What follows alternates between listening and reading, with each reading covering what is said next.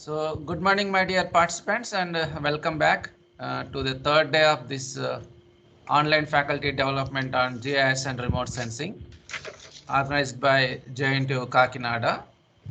And today's topic is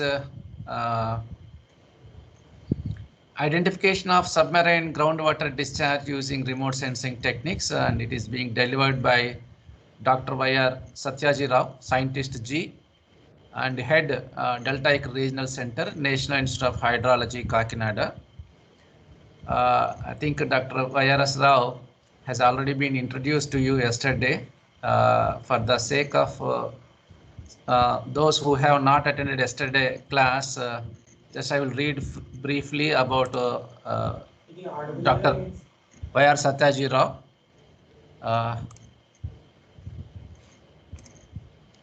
Dr. Y.R.S. Rao did his BTech from Osmania University and MTech from Anna University and PhD from IIT Delhi. And he has been working in NIH since 25 years.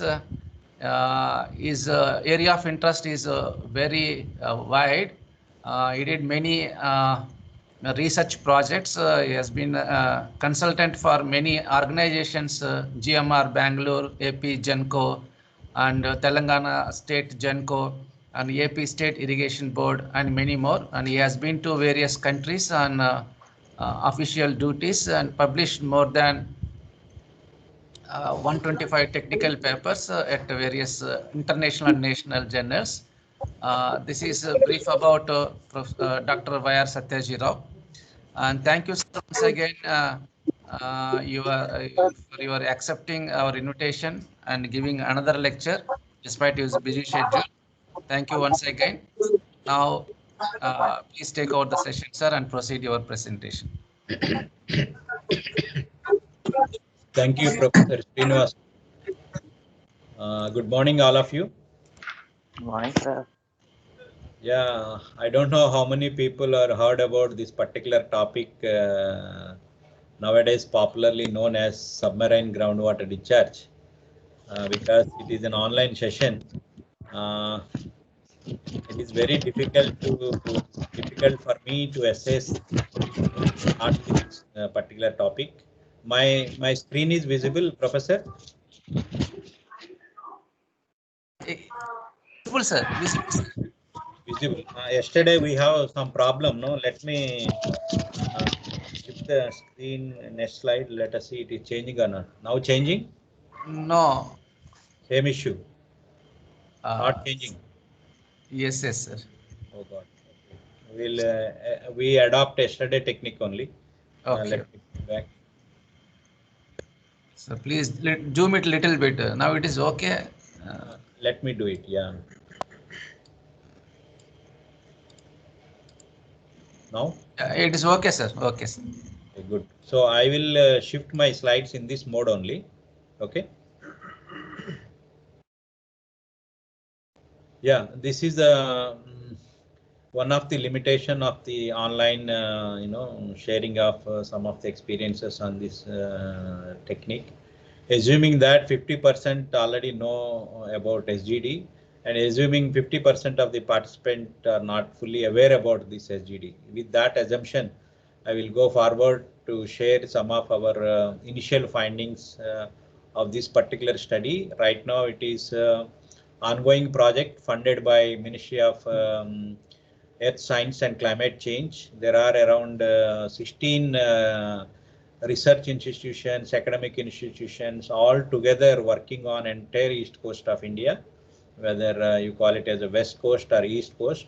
And Kakinada Center is having a very important role in this project, which we are looking after entire Orissa state as well as partially Andhra Pradesh. So let me share some of the things why it is so important in nowadays, and why remote sensing is makes a pivotal role. Yesterday I already told, any study nowadays without remote sensing and GIS, it is very difficult. With that assumption, here, even though we have used plenty of GIS framework, but I would like to highlight what exactly I have taken the help of remote sensing, how it is helping my investigations, how accurate it is, what is the advantage of this technique for to study particular aspect of submarine groundwater discharge. So with this beginning, I want to put it in some interesting statistics which were produced by Central Groundwater Board.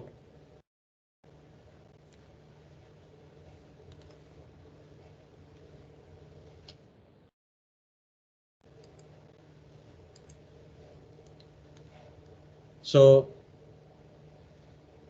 slide changed.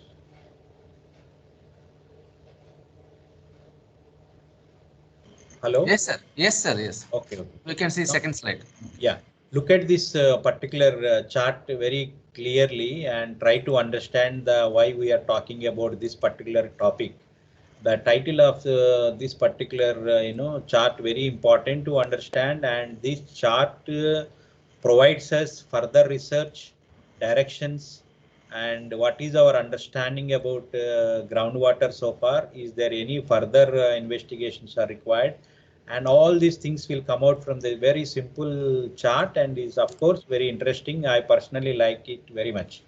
So if we talk about because there is another lecture also in the entire schedule, remote sensing GIS application for groundwater monitoring and management. So most of the basics and all those things, another application will be, hope he will be taking care about those things. So I'm focusing only on submarine groundwater discharge and groundwater potential zones. The two aspects only I'm touching upon right now. Look at this first diagram here. Sources of groundwater recharge. Okay, these are all the units, billion cubic meter. You keep aside the units are same. Now try to understand the philosophy behind these particular charts. What is it indicates? Sources of groundwater recharge. As you know, there are three major sources for groundwater recharge, and it is a seasonal basis. Whenever you will get a rainfall, most of the aquifer will get the recharge. So Central Groundwater Board yearbook, they have assessed 2017 and 18. These figures were taken from their report.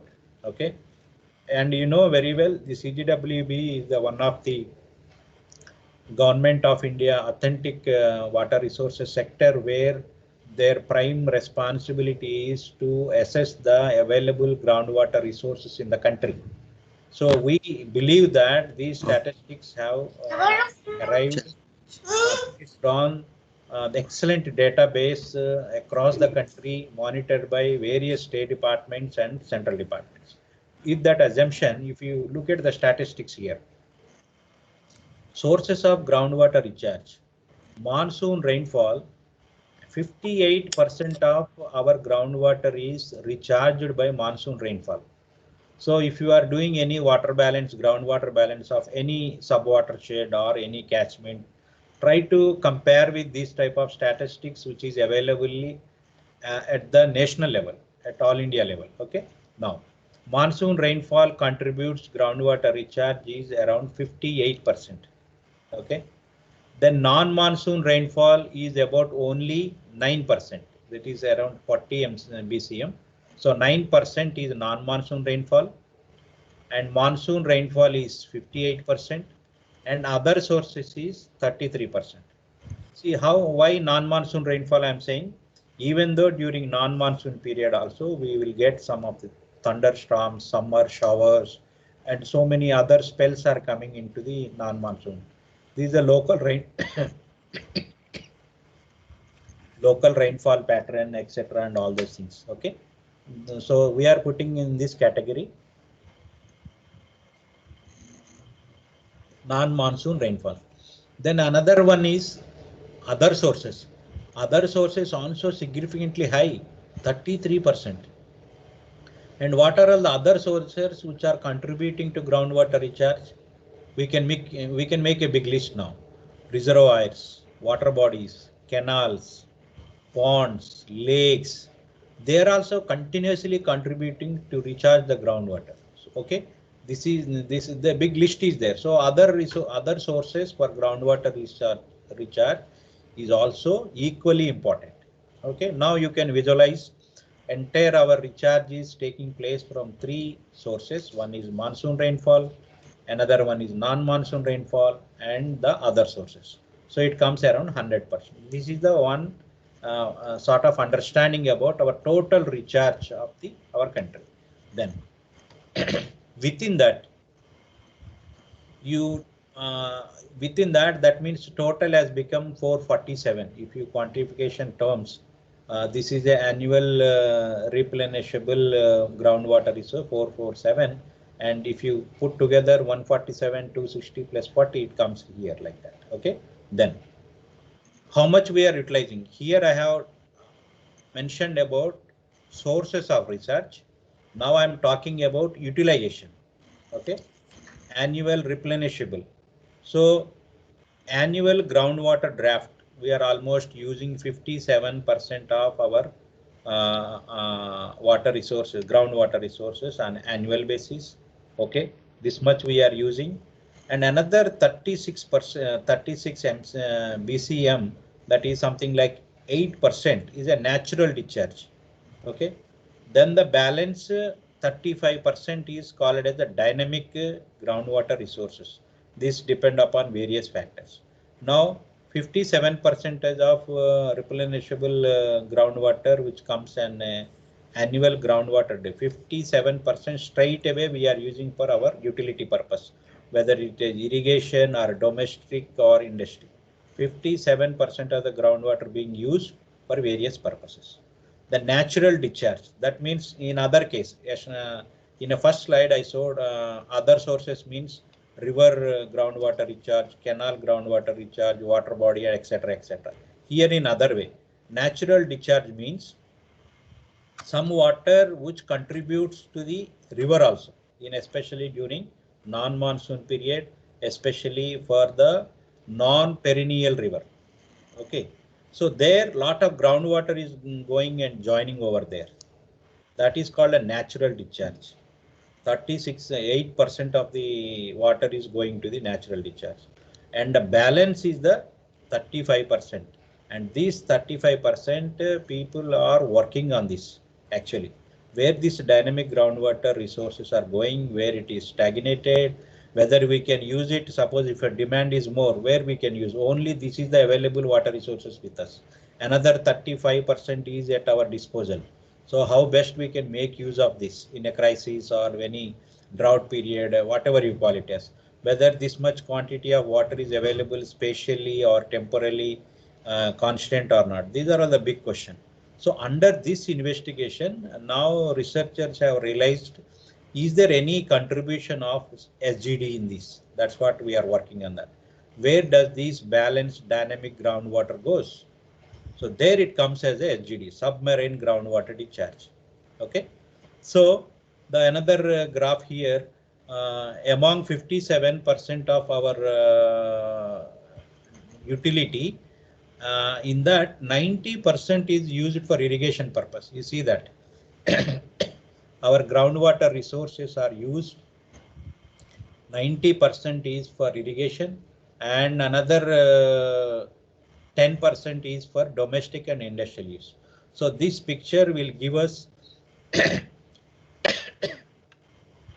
overall understanding about the groundwater recharge and its utility in a national level.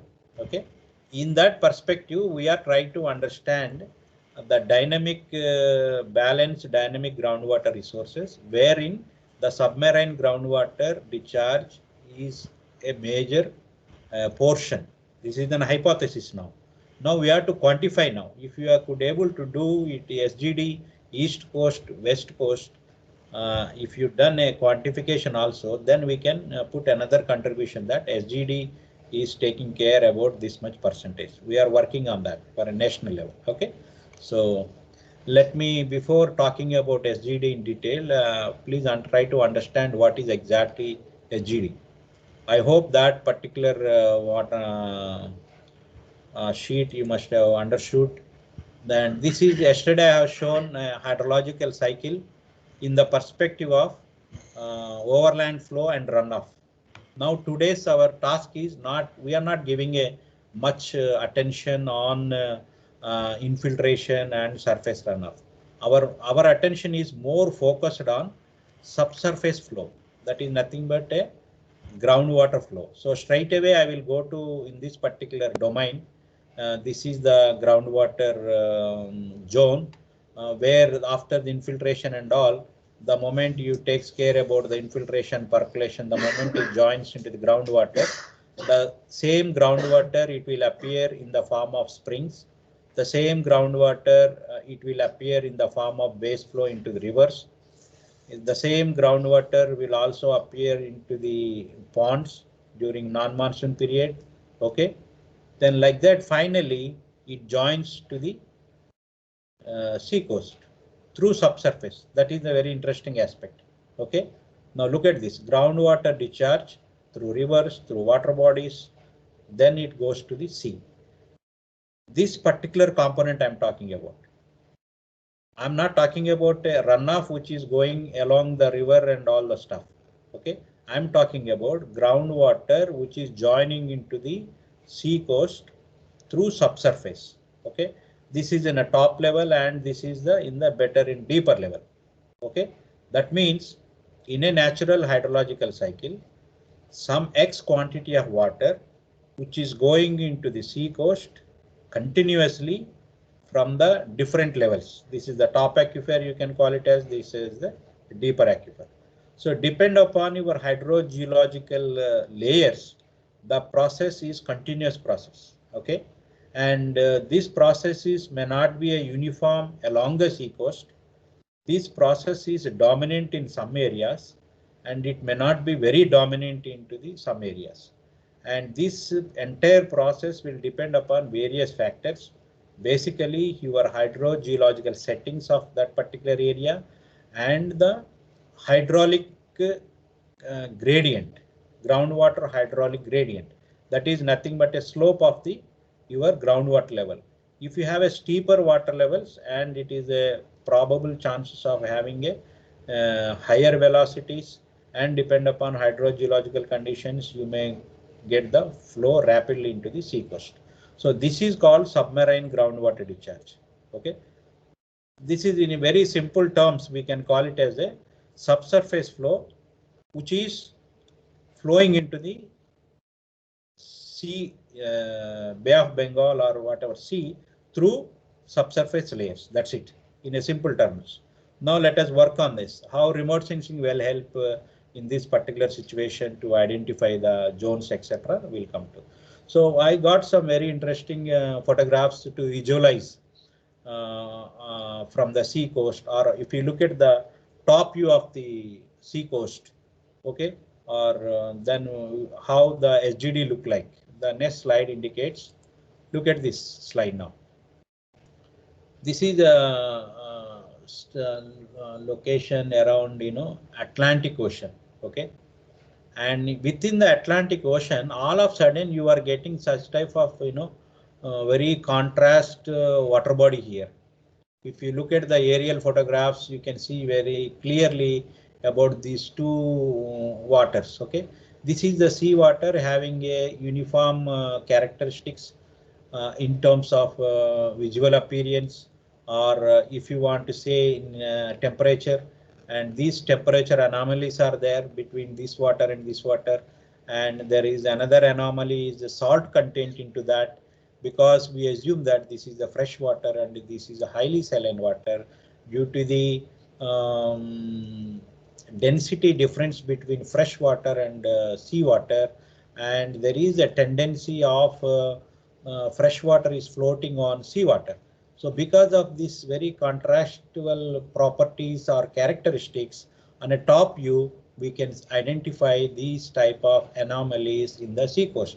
It may occur in Indian coast, Bay of Bengal, or in west coast side. So we are exploring these type of things. Okay, whenever you say about the aerial mapping, sea surface temperature, and the remote sensing works very well. That's why we are using this tool. Okay, a submarine freshwater spring they call it as, because through bed of the seabed it is opened and water is coming out as a fountain on the top. So that's why they're calling as a spring. This is a very unique, very rare situation. So that we to understand a better way of submarine groundwater discharge. So I taken this slide from the published literature. A submarine freshwater spring discharging off the Florida coast is visible at the sea surface. Okay, it is acting as a bottom of the seabed, but finally you can see the on the top surface like this. However, most submarine groundwater discharge is diffuse and invisible, but temperature difference could be noted. This is the most important point of this particular lecture. Okay, because it is a spring flow with the high velocities and high discharges, you can able to see on the top like this, because spring discharge is not always possible. Okay, therefore it is a slow process and velocities are not that high and discharges are not that high. Then that this act as a diffuse invisible. So it is mixed with the seawater actually.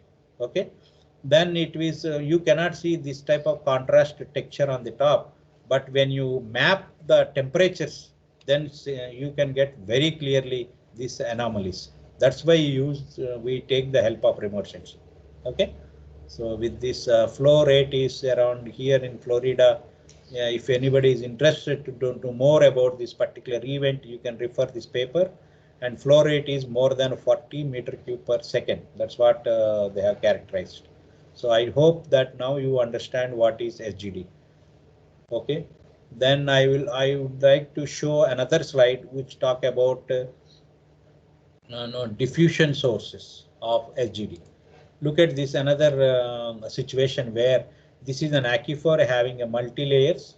Okay, and you see there is a confined layer and which has having some opening in the seabed. Okay, there is a continuous oozing of water with these openings. Okay, this we may not see from the top surface, but these are all the some of the openings in the bottom of the sea coast. Then ultimately this fresh water will come and appear on the surface of the sea. Okay, now some people may ask, what is the quality of this water which is coming into the seabed? Because basically this is the groundwater and discharging into the sea. Therefore, we are calling it as a submarine groundwater discharge. Sometimes we assume it is at a fresh water. Sometimes your aquifer got contaminated and your contaminated water may also join into the sea coast. Both ways it is possible. Okay, and suppose this is connected with the very long distances from away from the sea coast. There you are getting a fresh water because of the seawater intrusion on the top aquifer in the coastal areas and coastal regions. You won't get any fresh water available in those areas.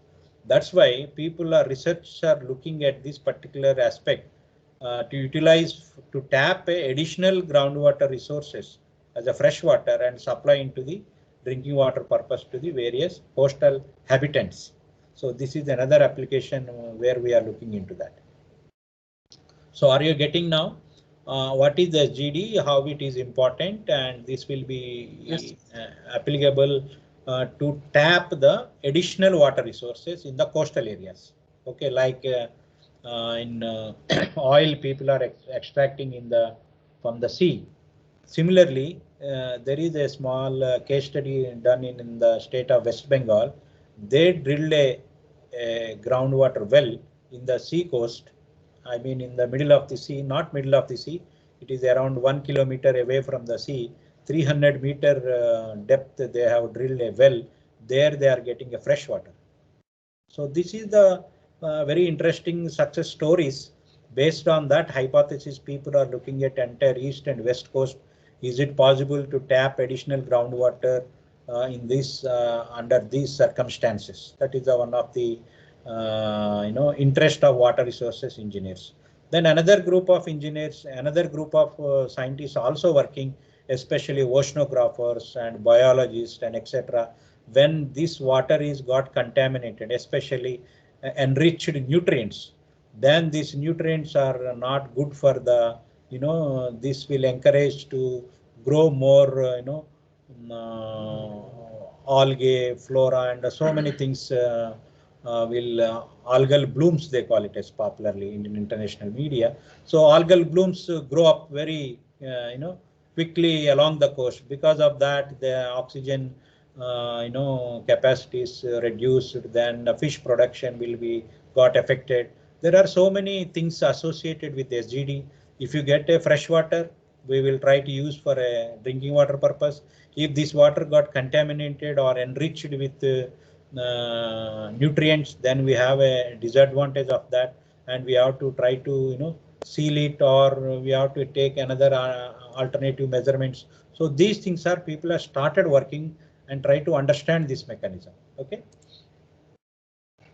Under the, with this background, if you put a question that why SGD is so important, because to understand the unexplored component of water cycle, that is the one of the aspect which are looking into that. Then the another point is to estimate the quantity of fresh water that can be tapped sustainably.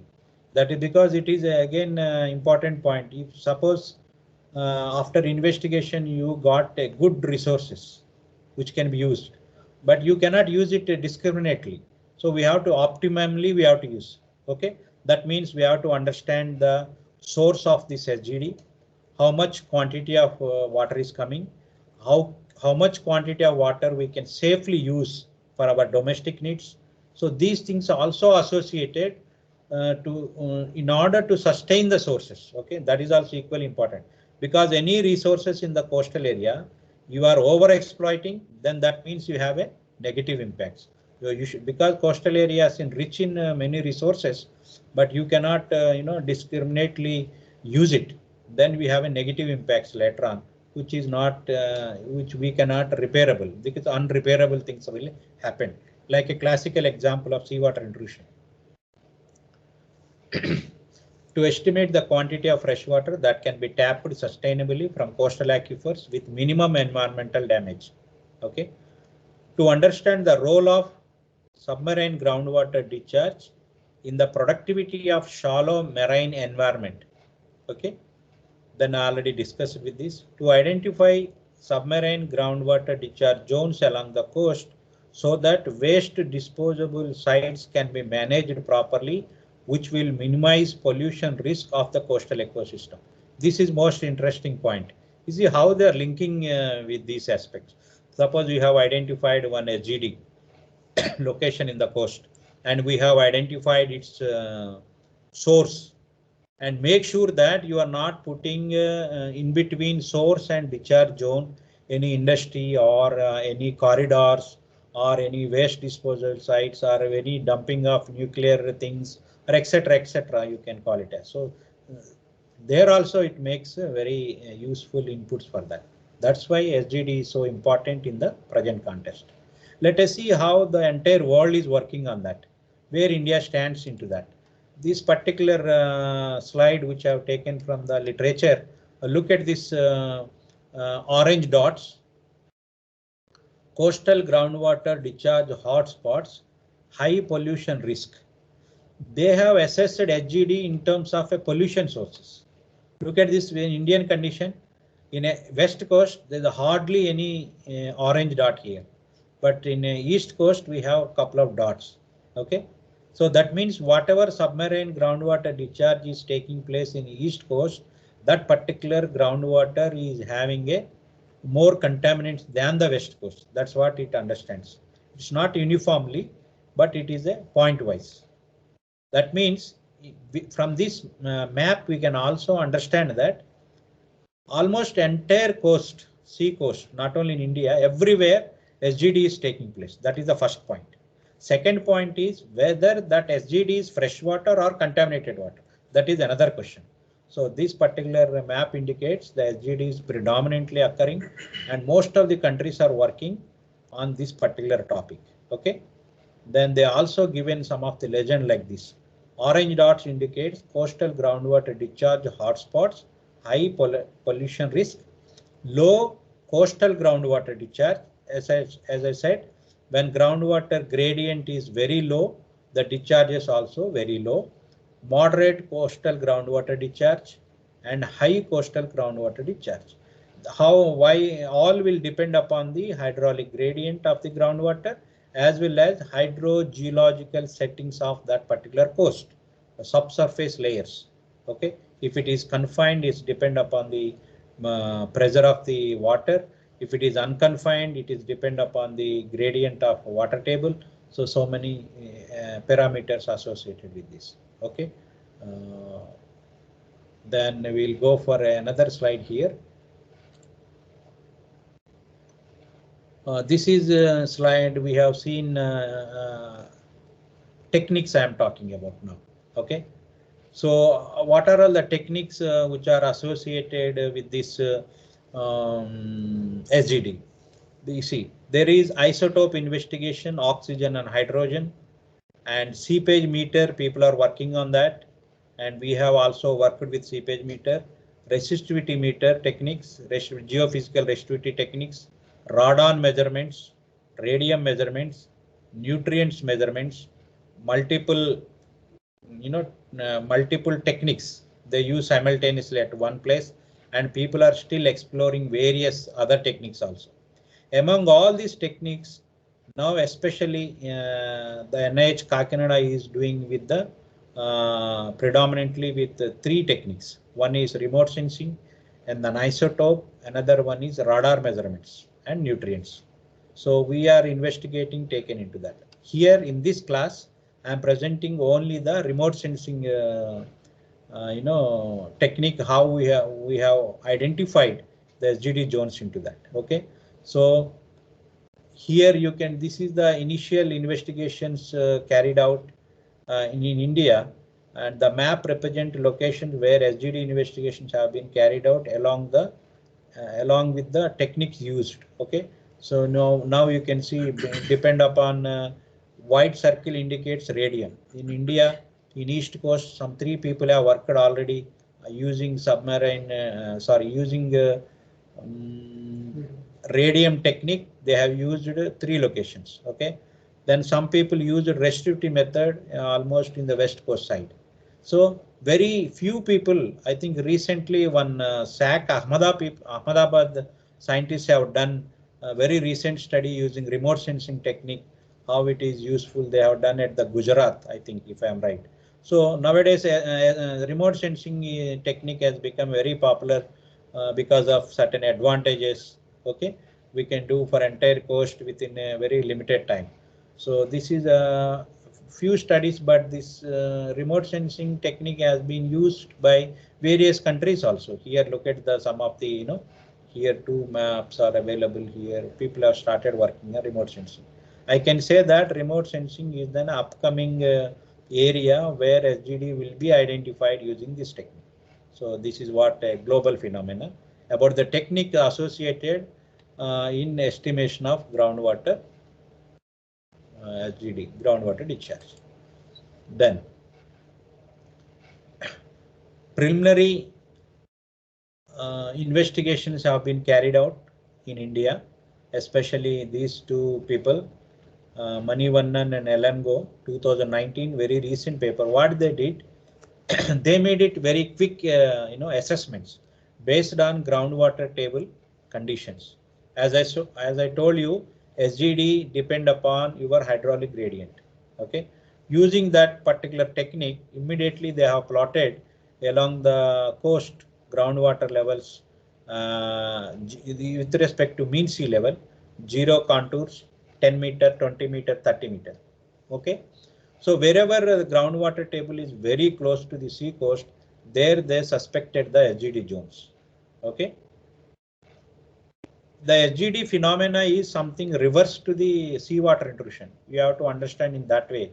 So for better visualization, seawater intrusion happens when the groundwater table is deeper than the sea level. That circumstances seawater intrusion takes place. When the groundwater table is above mean sea level, then there may be a chance of submarine groundwater discharge. So make these 2 assumptions should be very clear so that for a better understanding. So they suspected, you see, expected location of SGD, these arrow marks. Okay, wherever water table is very close, they have identified this. And some people have already reported based on different techniques. These are all the reported locations of SGD. Okay, so this paper will explain you how they arrived these particular methods, what are the validation and all those things. I have also mentioned the authors on this here directly. Okay, Debant and Mukherjee, they have done in 2016. Look at the investigation years. Very recently they started. It started from 2014 to 2009, 14, all recent publication, 18, 19. Okay, so this is an upcoming area where people are working for Indian coast to identify SGD zones and also quantification of SGD zones, also chemical characterization of SGD water. These three are very, very important. Okay, now this I want to skip it because remote sensing in JS application in groundwater studies will be dealt elaborately in a next class. So I don't want to talk about this particular topic. This I have highlighted to identify the groundwater prospecting zones.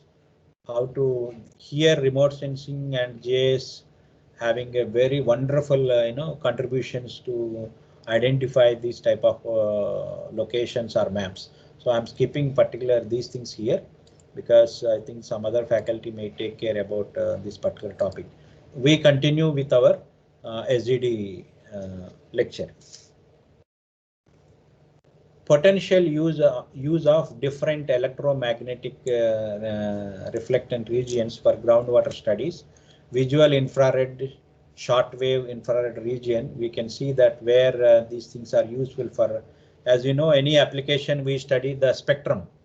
Okay, which band wavelength are useful for various applications, that we have to do it very carefully.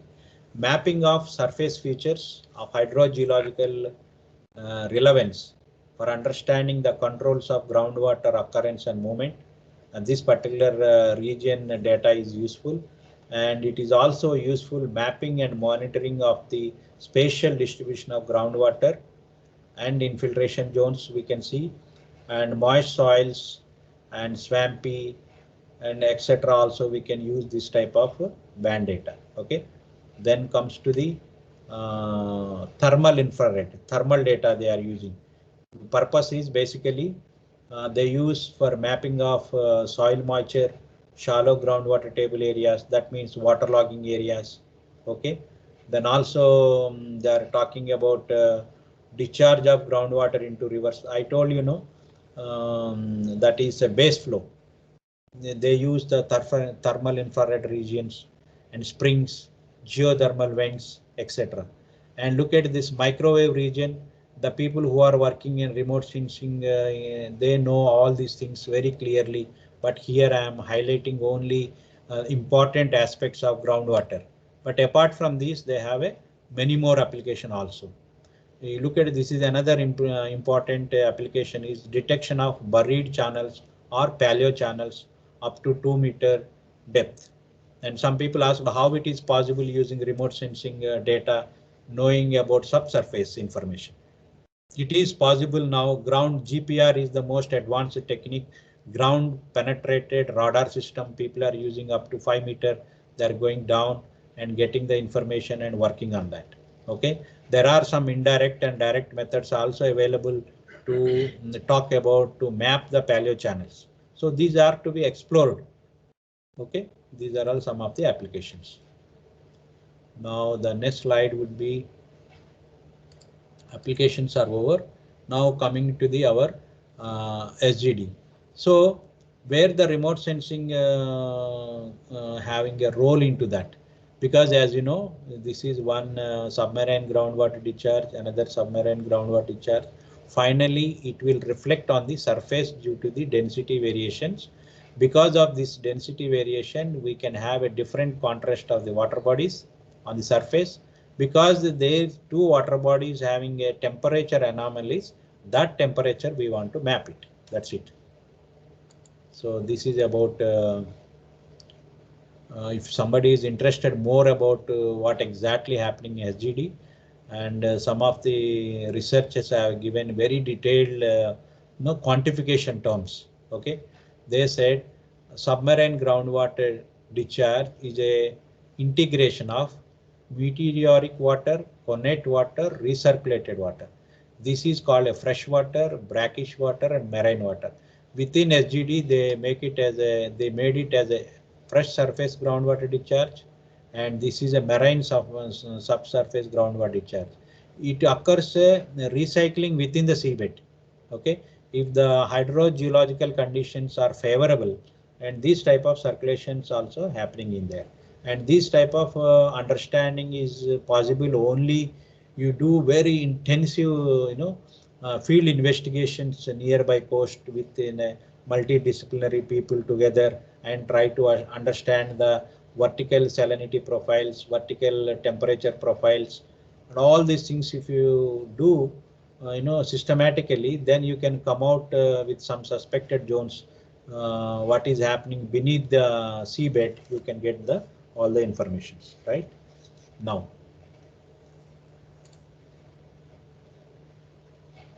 Yeah, this is again a combination of course, it is a repetitive driving forces of submarine groundwater discharge. We have a two categories: terrestrial, that is by inland, marine, hydraulic gradient. I already told you, water level fluctuations in coastal aquifers, because hydraulic gradient is a not constant one. It is depend upon the your groundwater level data.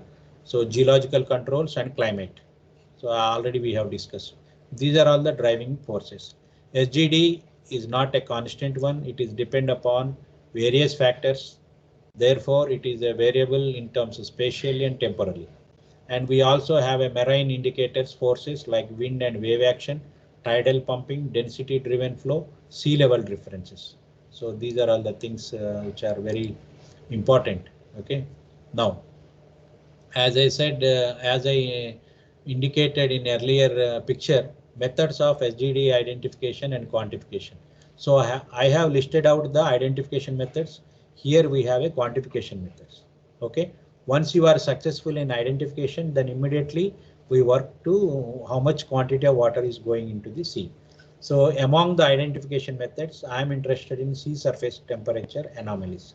This sea surface temperature anomalies was used successfully by many other sectors. I will give you a small example. INCOIS using intensively this particular sea surface temperature data.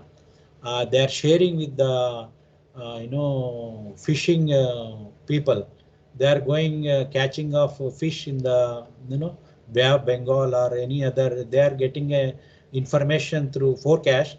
Because of the sea surface temperature anomalies, they are guiding them to catch the high quantity of fish because of the temperature. Why? Because a group of fishes accumulated at one particular place.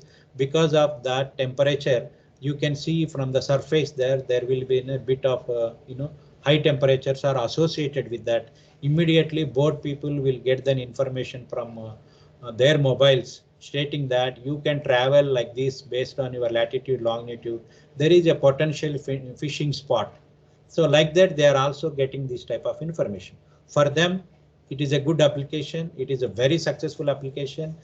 People are using it day-to-day activities. But in our application, sea surface temperature, we are using in a different context. Okay, right. Among the identification methods, sea surface temperature, physico-chemical anomalies, radon and EC monitoring, tracer analysis, stable isotope, electrical resistivity. For quantification, we have a numerical methods, water balance approach, marine geophysical survey, characterization of aquifer system, radium and radon measurements, nutrient flux estimation, direct measurements by seepage meters.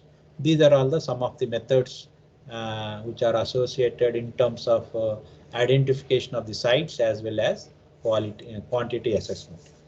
Okay. Now I will go a bit fast here. So I always having a tendency to put always background, and then I will present a case study, that to an Indian case study, so that people can understand better. So what exactly we are talking and what exactly happening in the field. So This is the entire East Coast. You can look at various states associated, and I have superimposed the coastal districts in each state. Okay. The East Coast is very different from West Coast because we have a unique hydrogeological settings. It has many peninsular river systems, deltaic formations, and huge amount of sediment entering to the Bay of Bengal. Except few places in Tamil Nadu coast, there is no significant seawater intrusion reported. That means you can think now, if somebody is reporting there is no seawater intrusion, then immediately you can suspect there would be some SGD present there. Okay, so therefore hypothetically East Coast is a potential tract of SGD study. So with this statement we are assuming that there would be some significant these things SGD locations. So before doing as a water resource engineer, we always get some idea about basin scale, what are all the last point of measuring the discharge in a river. So we have identified, because when you are doing a SGD estimation, sometimes we have to correlate within the basin. Okay, first I told at the national level what is the available groundwater resource. Same thing, somebody asks you what is the available water resources in Godavari basin. Can you say what is the available groundwater resources in Godavari basin, how it is utilized, how much is still remains in the groundwater, how much water is flowing to the sea coast? So all will come through the groundwater balance studies. Therefore, one last measurement of river discharge is very, very important, so that the entire groundwater balance become very, very accurate. So we have identified these GD locations of all the river basins. This is prepared from the Central Water Commission monitoring network. Now another important map also we have prepared. This is a bathymetry of the sea coast. Are you getting here? So we would like to know that how steep the coast that seabed is. That is also very, very important, because there is a continuation of aquifer layers into the seabed. So based on these slopes, bathymetry, we can get some idea about these things. This information is also available in Geological Survey of India and Oceanography departments. These are the published information which we have taken care using our GIS framework. We have prepared these maps. Look at this, minus 10 meters to minus 4,000 meters contours. Okay, these are also very, very helpful. Then we have prepared using GIS some thematic layers, because we need a geology of the coast, but entire East Coast having a different characteristics, and these are also very important points. Then this is the most important thing, is hydrogeology of the East Coast, because when you superimpose your canal, your river network on these maps, really groundwater table, river network, geology, then the accuracy of your SGD location identification will be better. You see unconsolidated sedimentary, consolidated sedimentary, and metamorphic, and all features are nicely prepared by Central Groundwater Board, and we have taken from those maps and prepared a mosaic map of East Coast, because we are working on the East Coast. Then characteristics also given in this particular area. Look at the some of the researches which are already indicated in a map. Anybody is interested, you can refer the latest publication to know about more about SGD and the identified locations and technique used. So I have compiled all this information in this slide. Okay. Now, potential SGD zones along the East Coast, NH, what we have initiated, and we have prepared some historical data and all those things. So those data I will share with you right now. Occurrence of groundwater levels above MSL we have prepared, and we have used pre-monsoon 2017, and we have taken 1153 piezometer data to prepare the maps, which are available in India WARIS web portal. We have taken the data from that, and we have prepared the groundwater table contour maps using in the GIS framework. Based on the hydraulic gradient, we could able to identify 7 potential SGD locations. Okay, are you getting? we have used only groundwater table data. But if you add some more information, and these potential zones may become 7 to 9 or it may 7 to 5. So this is very preliminary information which is available with us, and especially we have demarcated these potential areas also. Okay, this is the groundwater table contour, 5 meter, 10 meter, 20 meter, and whichever very close groundwater tables are there. You look at this is the expected zone of SGD, which is indicated by yellow arrow line. Okay, and the star indicates that few people already reported that there is a SGD occurrence. So we have, these are all the some of the information. And I said these are all the institutions associated in this particular task as a national level project. There are CGWB, NIH, NIO, NGRI, PRL, SAC, IITs, NITs, and the other universities, all are associated in this particular, because ours is a deltaic regional center. We thought of a very interesting aspect to study the coastal processes. So we have taken the lead role in this particular project. Now, some of the information which I would like to share, particularly related to Odisha state, which we have already completed some of the investigations in the field. Okay. This is the Odisha state having a coastline of 485 kilometer length. And these are all the 6 districts having 22 coastal blocks. Okay. Then afterwards we have identified, we have collected the historical data of groundwater level data from 1995 to 2018. And we have different networks. One is state groundwater department. Another one is central groundwater department. And we also collected the litholog information. That means subsurface profiles. That is popularly known as basic data reports. Okay, water quality data and all we have compiled. Now we can see some of the thematic maps which we have prepared.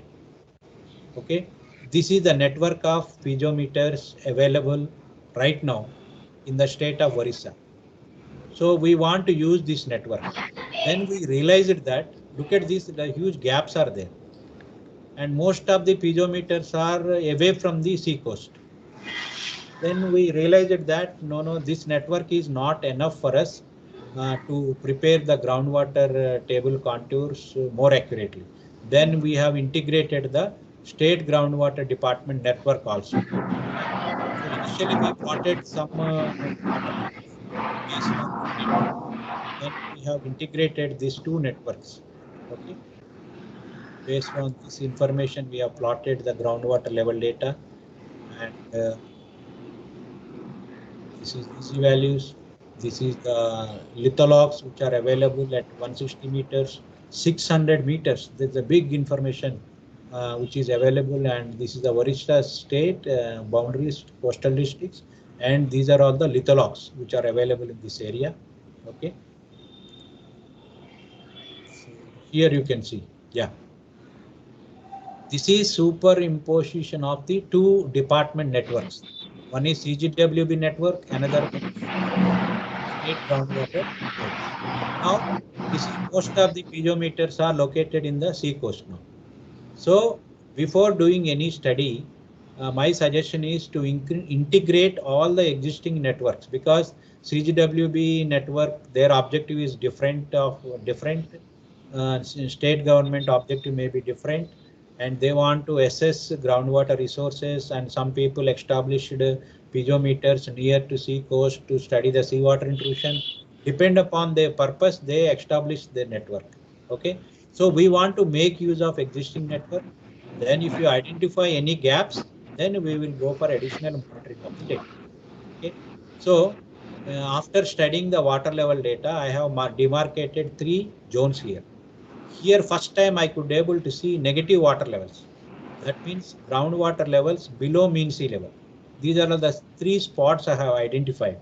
Then afterwards, what I did, I have plotted the groundwater level data.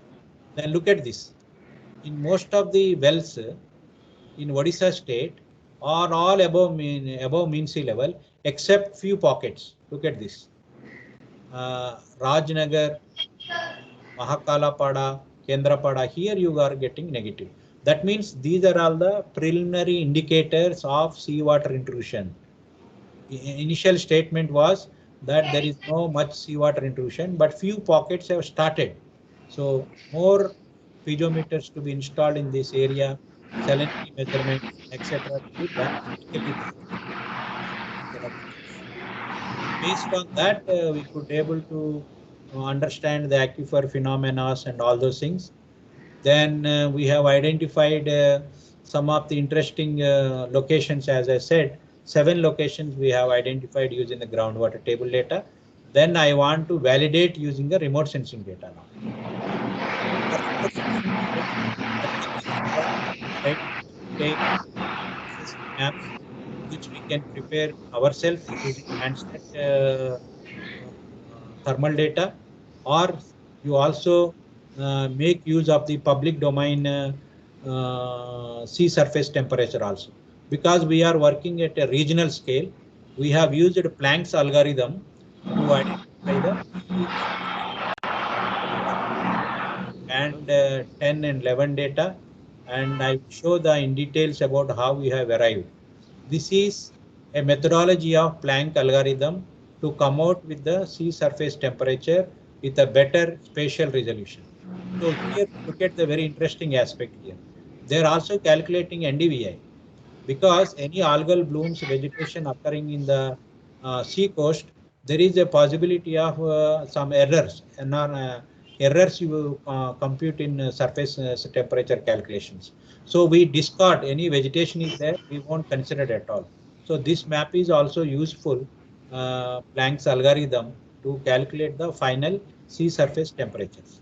So we have applied this particular methodology for entire sea coast, and this is the data used for Landsat 8 data. We have used monsoon, post-monsoon 2019 entire Orissa state, and we also used the pre-monsoon data. And using these data products, we could able to calculate sea surface temperature. And interested people can go through this entire algorithm, how it uses. And this is one of the popular technique quite often used by various researchers. So therefore, we have used directly this particular methodology, right? There are other methods also available, okay? But we are focused on that. There is another method the people are using, split window algorithm, mono window algorithm. These are all the popular algorithms. So this is the final product. Okay, sea surface temperature I have reduced to the some buffer zone here. Can you able to see now? Can you able to see some temperature anomalies? If you are not able to see, look at this. I have mentioned about 28 here. This is a dark red color. Here is some yellow color over here.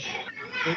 This is November 2000, and this is also November 2019, and this is band 10 and this is band 11. Similarly, March 2020 band 10 data, band 11 data. So clearly you can get the temperature anomalies. I have given a legend also. Temperature varies from 34 degrees to say something like 16 degrees centigrade.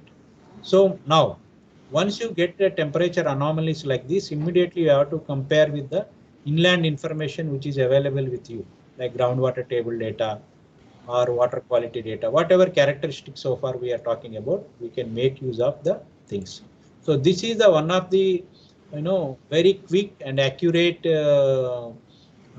temperature anomalies we can derive from the remote sensing data. That's why in SGD identification zones, the remote sensing act as a pivotal role, because otherwise I cannot get the surface temperature anomaly. So like that, we have integrated this data and all those things, and we also done some field investigations. Once you know the temperature anomalies, immediately we went to this coast, and we have collected around 36 groundwater samples and 43 pore water samples, then 44 sea water samples. Pore water, did you understand what is the pore water? Sea water we can understand, groundwater understand, but pore water means any beach, you have a area between high tide and low tide, okay? So we went there with the pore water sampler. That means we'll suck the water within the 1 meter depth between high tide and low tide beach. So our research project staff traveled all across the Orissa coast. Every 2 kilometers they visited and they collected this pore water, groundwater, all those things. Okay. So when they found, you look at this, some of the wells, this is the collection of the pore water. Okay. He is collecting the pore water through some syringe and sucking like this. Okay. Sample over here.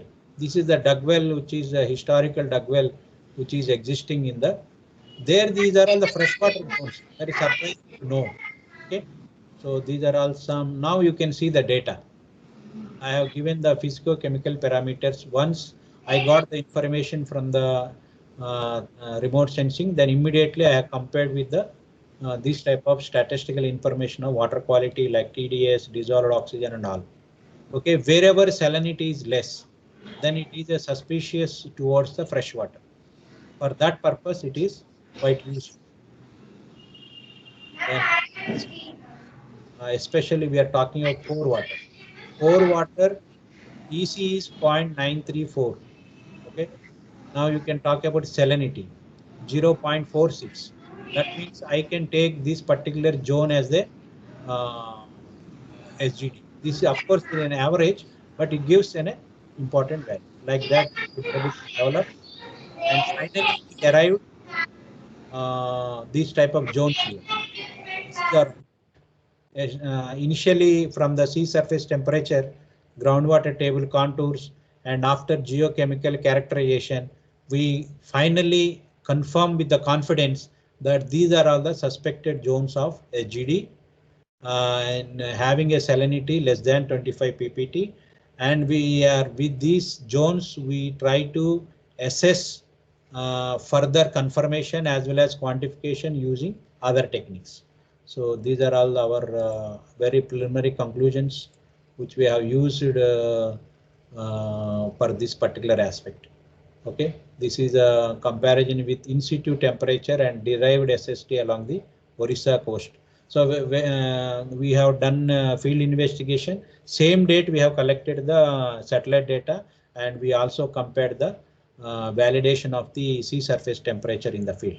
Okay, with this I think already 11:15. I hope that you understand the potential utility of this particular technique in seawater intrusion SGD calculations. Okay, then I would like to show this is the paper if anybody is interested. This is the first paper using the remote sensing technique, identification of submarine groundwater discharge using thermal infrared observations in Arabian Ocean, Gujarat, India. These are all the contribution from Space Application Center, ISRO. So these are all the things. That paper you can refer for better understanding. If anybody is interested in public domain data, these are all the sea surface temperature which is already available online. You can make use of this data also for various applications. I think with this I stop my talk on this, and it is open for discussion. Thank you very much for your patience to hear online lecture. Thank you.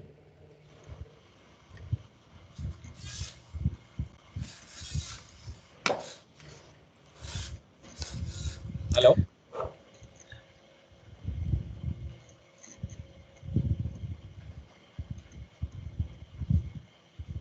It was very nice talk, and Ramji. Yeah, it is very the informative. new application, but I too things into that. Yeah. First time I am listening this groundwater research. I mean seawater groundwater research. Yes. So participants, if you have any questions on this, please unmute your mic and you can ask. Morning, sir. Here, sir. Hello. Yes. I'm Ravi Kumar, sir, from. A little bit loud. We cannot hear you. Sorry, sir. I'm Ravi Kumar, sir, from VNR VJT Hyderabad. Actually, sir, your work is excellent, sir. Let us say if, we just studied the aquifer study of the coastal area. how frequently we should collect this samples, sir? Because it will be, over a period of time of 1 year, 2 year, we'll keep on observing the groundwater discharge SGD to the sea coastal area. How frequently we should collect the groundwater samples? Is it weekly or monthly once? Can you clarify, sir? Yeah, that is very interesting question. This depend upon first once you have confirmed that SGD is taking place, then we have a different monitoring cycle. Okay, you have not identified anything. If you want to identify SGD, there will be a different procedure. I will share you the first point. As you said, you have already identified that SGD is taking place in this area.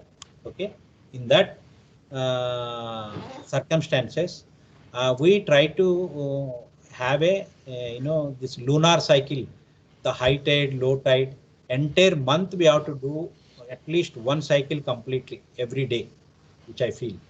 Okay, that will give a complete cycle of the entire process of SGD. I think we have to follow that lunar calendar with this aspect. That will give a very interesting results. So in the beginning, sir, 1 month daily. Yes. Later on, sir, later on? Later on, seasonal wise, pre-monsoon and post-monsoon. Because your hydraulic gradient varies, significantly. Yes, sir. Yeah. So, sir, I'm not clear, sir. In the beginning, we'll do daily sampling. Later on, after first month, second month onwards, is it weekly once enough? No. You see, let me explain like this. 1 month daily monitoring will give you the complete picture. Okay, yes. Variation. Which 1 month? That is another question. Okay. Yes, sir. Yes, sir. You always, whenever groundwater, this SGD, most accurate SGD, 100% SGD will be identification would be in the non-monsoon period. Remember this point. Yes, sir. During monsoon period, the rainfall always falls on the beach. Yes. And you also confuse with whether it is a rainfall recharge or SGD. Yes. Okay. So you select that month in the during non-monsoon period. Okay. 1 month cycle. Then you can take the different measurements in non-monsoon, like August and November would be the appropriate months to quantifications, right? Should go like that. Thank you, and sir. This is the this and what we are doing this study. This study also come out with the complete methodology to answer your questions also. This is one of the objective of this project. What interval you have to monitor, what type of parameters you have to analyze. This will come out from this project. Yes. Thank you, sir. Thank you. Hello. Yes. Myself, Jayan Tripathi from University of Allahabad. Yes. So, SGD, you said that in ocean we can identify that there is freshwater spring or something like that. Yes. Or in other picture you have shown that from the bottom of the sea base, sea bottom, there will be oozing of the fresh water. Yes. The process may be reverse also. How I can identify that? I mean, the saline water may be including in the land area. You mean to say the seawater is going in reverse direction? Yeah. Okay. Here,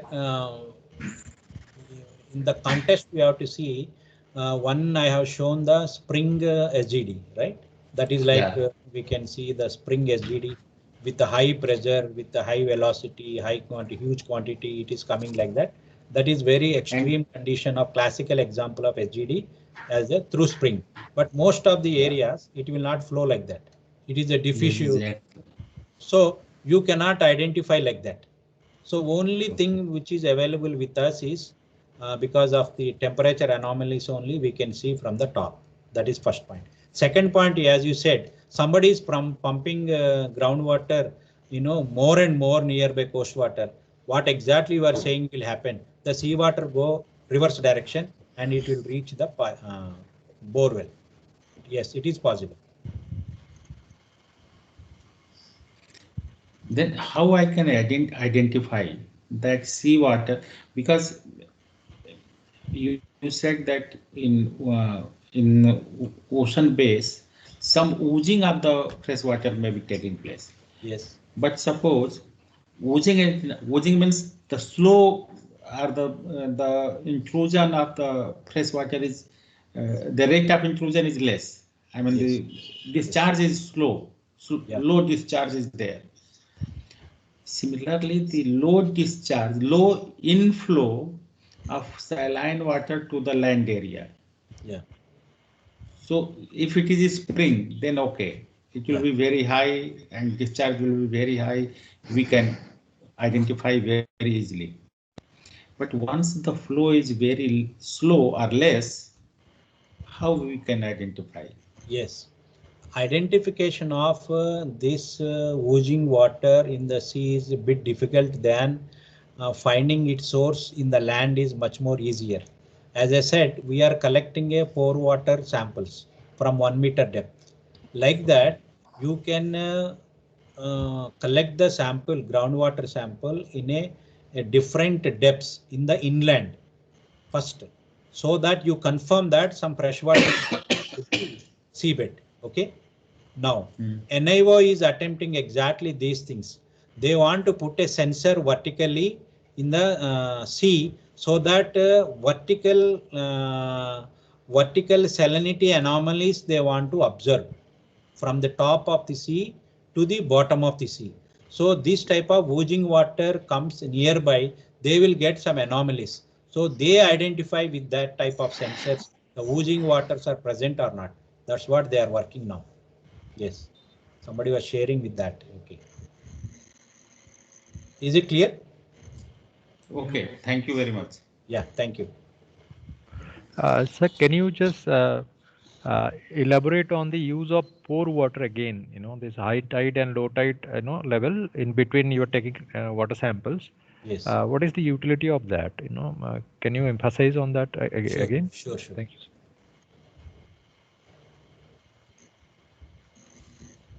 The utility of the pore water is, suppose in high tide and low tide, because in between some space is there near the beach. And absolutely, it is mostly in a beach area or some mud flats or whatever it is. Okay. Our hypothesis is the pore water, which is available up to 1 meter, for say for discussion, at the depth of 1 meter, supposed to be saline water. Am I right? Yes. It is supposed to be saline water because this is the area or zone which is lying between high tide and low tide. It is an oscillating phenomena, 12 hours like this and all that. So it's supposed to be a saline water, which is more or less equal to the seawater. Am I right? Yes. And because of the groundwater table gradient in the low tide situation, when I take the sample pore water sample from the 1 meter depth, it is giving salinity is much more less than the seawater. That what does mean? I got it. That is the point where we want to test it. Okay. Yes. Right. That's it. Thank you so much. Thank you. And in your slide number 18, the recirculated water, you have mentioned something like recirculated water. Yes.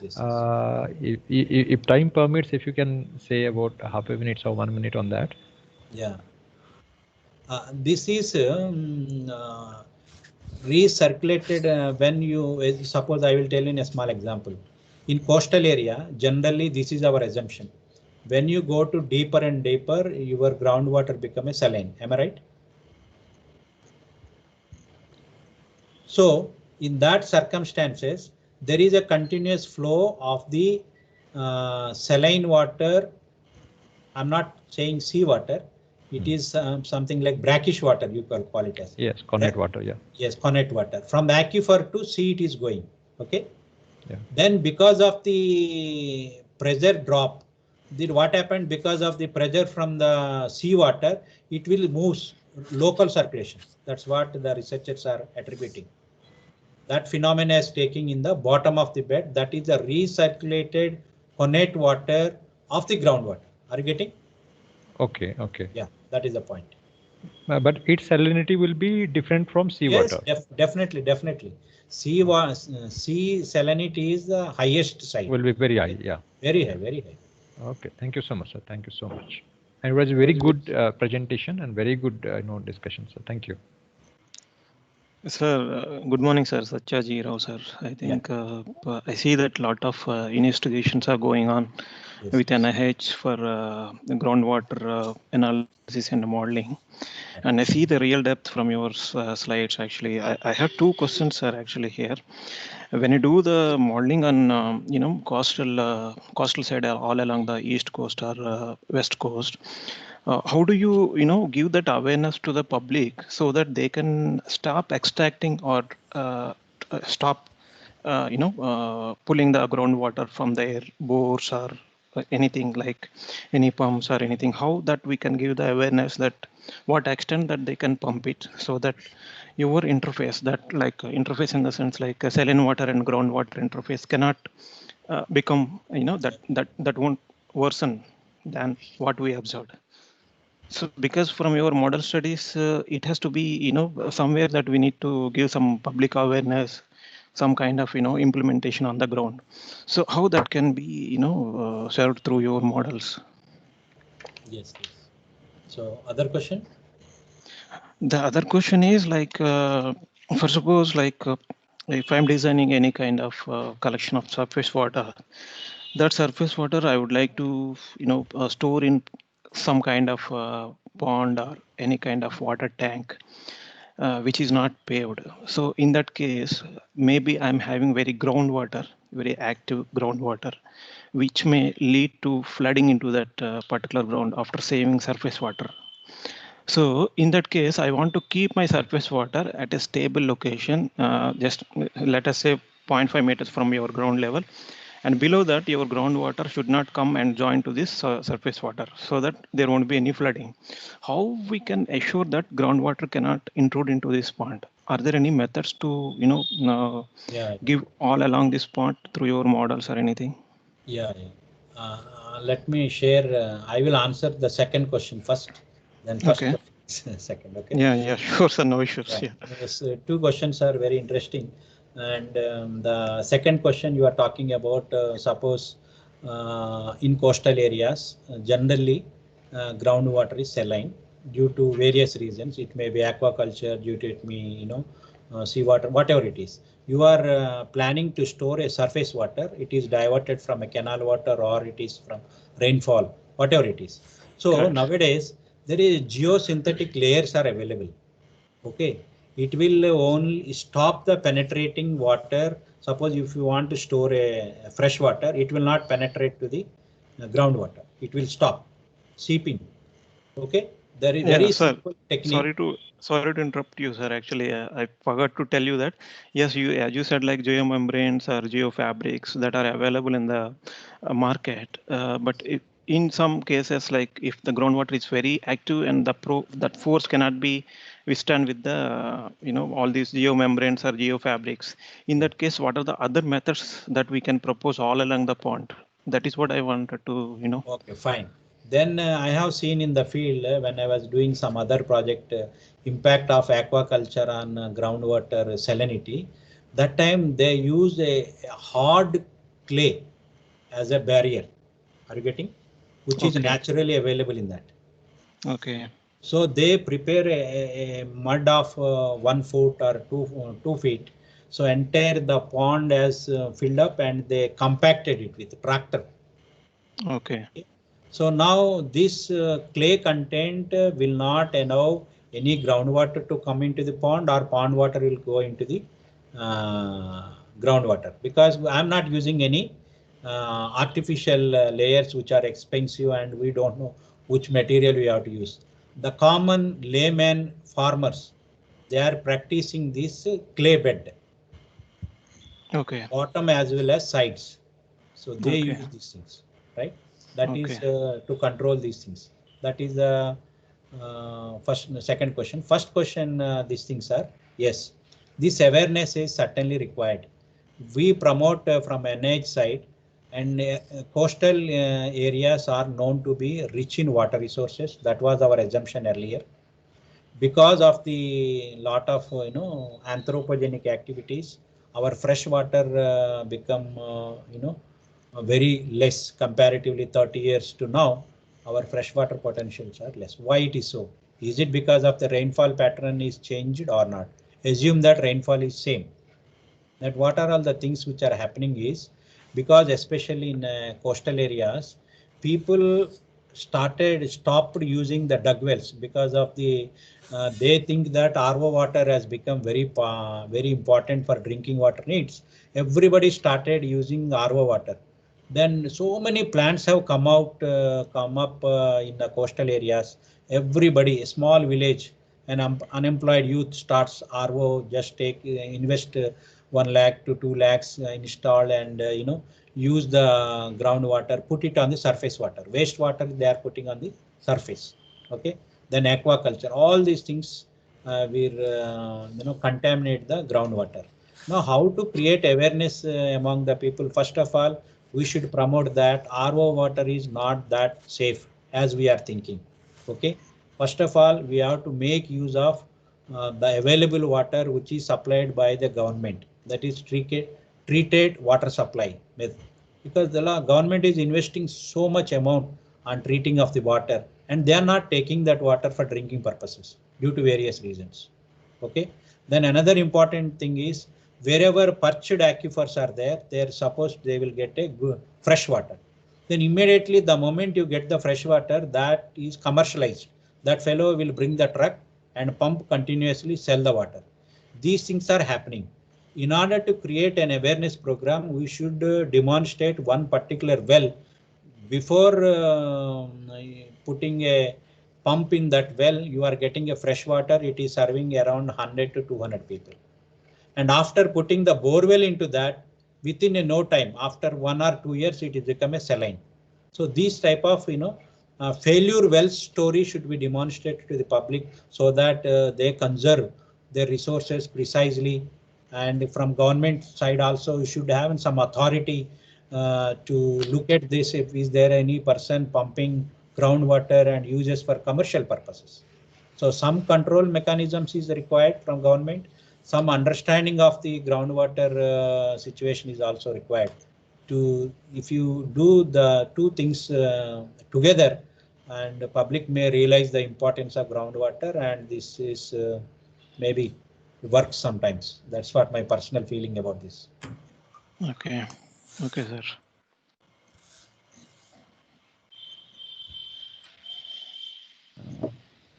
I think you can raise any questions later on also. The email ID and all available with the organizers. Thank you very much, Professor Srinivas.